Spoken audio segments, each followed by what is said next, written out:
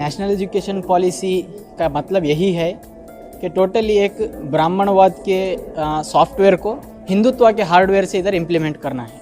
Actually जो government बता रही है कि ये एक रेवोल्यूशन है एजुकेशन सिस्टम में, अगर हम इसे डीप में देखेंगे, डीप में जानेंगे तो तब हमें मालूम होगा एक रेवोल्यूशन नहीं है, एक थ्रेट है। इसमें हमें अगर ठीक से जाना जाए तो सिर्फ एक हिंदुत्व एजेंडा है, फैसिस्ट एजेंडा है। ये टोटली एक ब्राह्मणिटिकल और अनडेमोक्रेटिक और एक कॉर्पोरेट सेक्टर फेवर रहने वाला एक पॉलिसी है।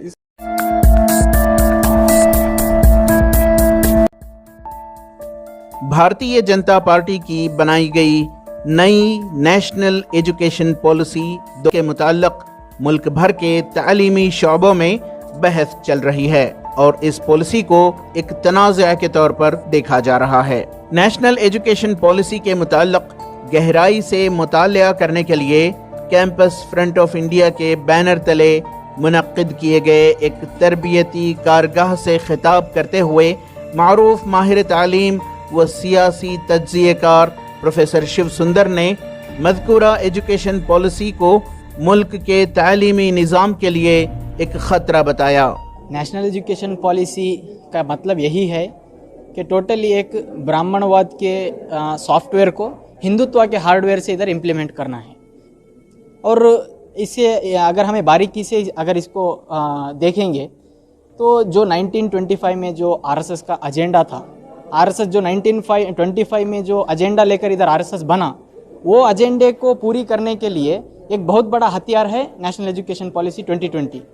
तो ड्राफ्ट के अंदर हमने साफ सीधा वो एजुकेशन पॉलिसीज़ के अंदर जो ब्राह्मणिज्म हो या फिर कॉरपोरेट सिस्टम हो, दो को भी हमने यहाँ पर उसके खिलाफ हमें बात की थी।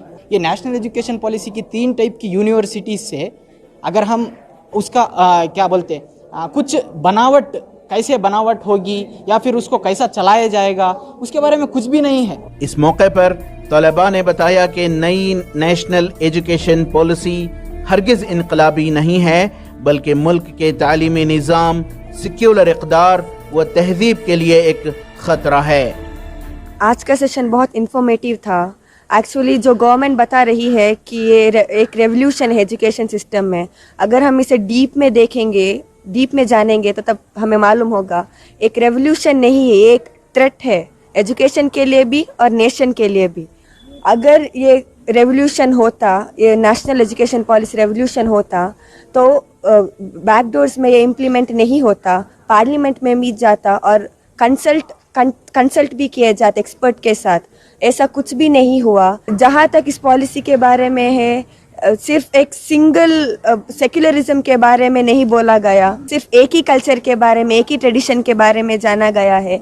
इसमें हमें अगर ठीक से जाना जाए तो सिर्फ एक हिंदुत्व एजेंडा है, फैसिस्ट एजेंडा है। तलबा का कहना है कि बीजेपी ब्राह्मणियत के सॉफ्टवेयर को हिंदुत्व के हार्डवेयर से नाफिज करने की तैयारी में है।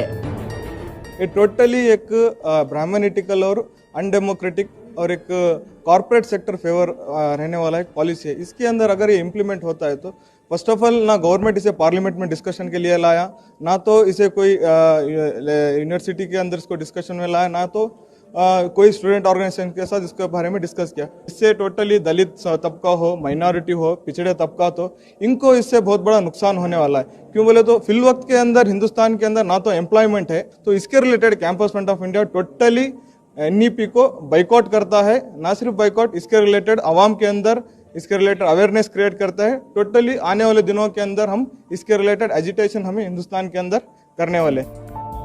ईटीवी भारत के लिए बेंगलोर से रफीक जब्बार की रिपोर्ट।